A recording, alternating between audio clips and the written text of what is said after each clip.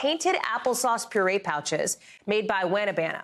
The FDA says it has 52 reports now. You can see that's up from 34 cases in basically half the states in this country last week. It's affecting mostly kids under the age of 4.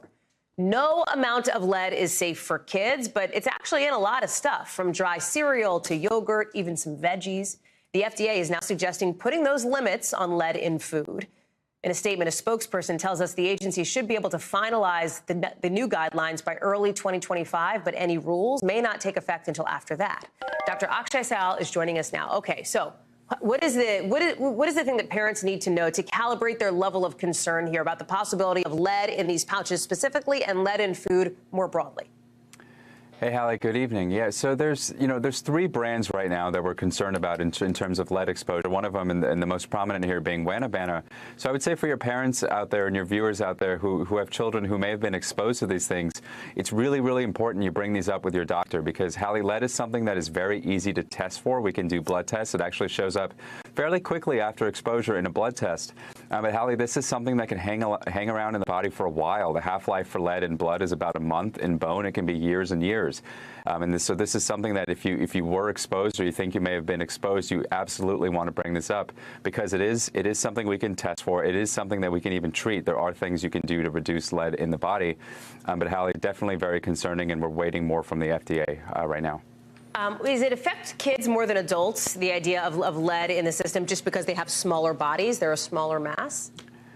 Yeah, it's partly that, and, Hallie, it's also because kids are still developing. Lead has a way to get into the bones, to get into the blood. It can harm our central nervous system, our brain. As we know that our brain doesn't really fully develop until we're in our mid-20s. So the reason we're so concerned about kids, Hallie, is because they are still developing.